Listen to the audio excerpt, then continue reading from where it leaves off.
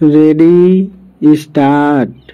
प्रधानमंत्री ने पहले राष्ट्र के नाम अपने संबोधन और फिर आदमपुर एयरबेस पर ऑपरेशन सिंदूर की सफलता और सेनाओं के शौर्य को रेखांकित करते हुए ऐसी कई बातें कहीं जिन पर पाकिस्तान के साथ ही विश्व समुदाय और विशेष रूप से अमेरिका को ध्यान देना होगा।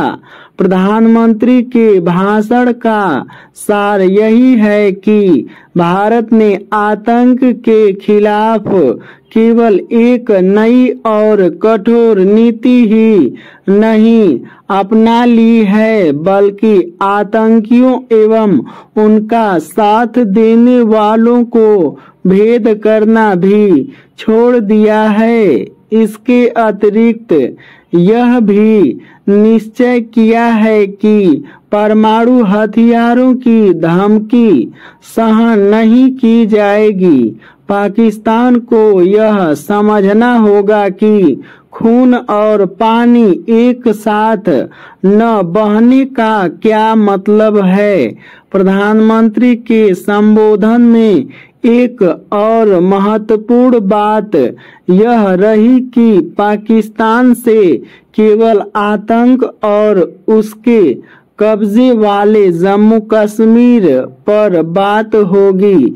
यह बयान साफ तौर पर पाकिस्तान के साथ ही अमेरिका को भी ध्यान में रखकर दिया गया, क्योंकि अमेरिकी राष्ट्रपति ट्रंप ने दोनों देशों के बीच सैन्य टकराव थमने का श्रेय लेने के साथ ही कश्मीर मसले पर बीच बचाव करने की भी पहल की। हद तो तब हो गई जब उन्होंने यह कह दिया कि दोनों देश अमेरिका के साथ व्यापार करने के कारण सैन्य संघर्ष रोकने पर सहमत हुए।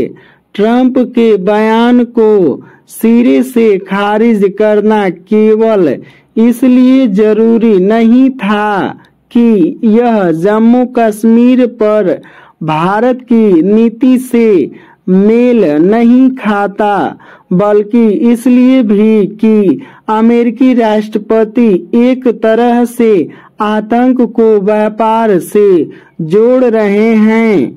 यह किसी को भी स्वीकार्य नहीं हो सकता और भारत को तो कदापि नहीं, जो ऐसे आतंकवाद से जूझ रहा है जिसका पोषण पाकिस्तान की सरकार और सेना करती है।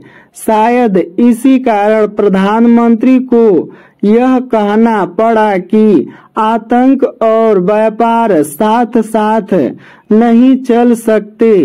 निसंदेह ट्रंप बड़ बोले राष्ट्रपति हैं और किसी भी मसले पर कुछ भी अनाप शनाप कह जाते हैं और फिर उससे पलट भी जाते हैं, लेकिन इसका यह मतलब नहीं है कि उन्हें जवाब न दिया जाए। यह अच्छा हुआ कि गत दिवस विदेश मंत्रालय के प्रवक्ता ने भी दो टूक कहा कि ऑपरेशन सिंदूर शुरू होने से लेकर उसे रोके जाने तक अमेरिकी नेताओं से व्यापार के विषय पर कोई बातचीत नहीं हुई और जम्मू कश्मीर पर हमारी नीति यथावत है।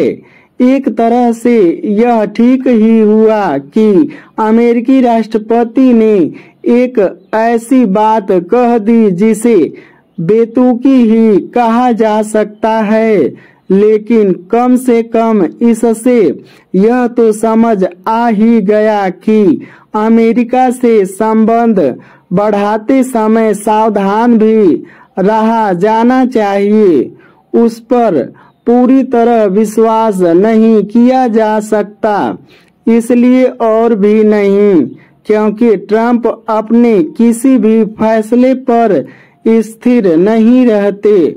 वह प्रायः अपने कहे के उलट काम करते हैं।